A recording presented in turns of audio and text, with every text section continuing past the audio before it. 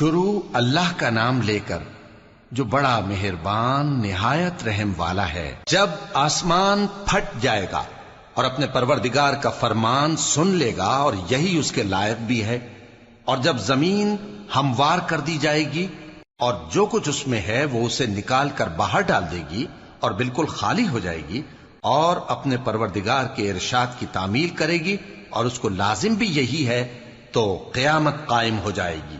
اے انسان، تو اپنے پروردگار کی طرف پہنچنے تک خوب تکلیف اٹھاتا ہے، پھر تو اس سے جا ملے گا۔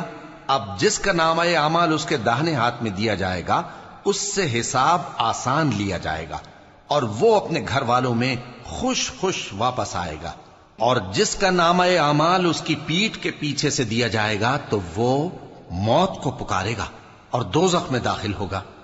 وہ اپنے اہل و عیال ہی میں مگن رہتا تھا، وہ تو خیال کرتا تھا کہ اللہ کی طرف لوٹ کر نہ جائے گا، کیوں نہیں؟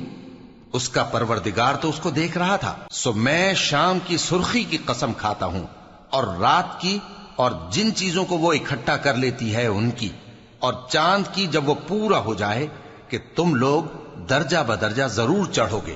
تو ان لوگوں کو کیا ہوا ہے کہ ایمان نہیں لاتے، اور جب ان کے سامنے قرآن پڑھا جاتا ہے تو سجدہ نہیں کرتے، بلکہ کافر جھٹلائے جاتے ہیں، اور اللہ ان باتوں کو جو یہ اپنے دلوں میں چھپاتے ہیں خوب جانتا ہے۔ تو ان کو دکھ دینے والے عذاب کی خبر سنا دو۔ ہاں، جو لوگ ایمان لائے اور نیک عمل کرتے رہے ان کے لیے بے انتہا اجر ہے۔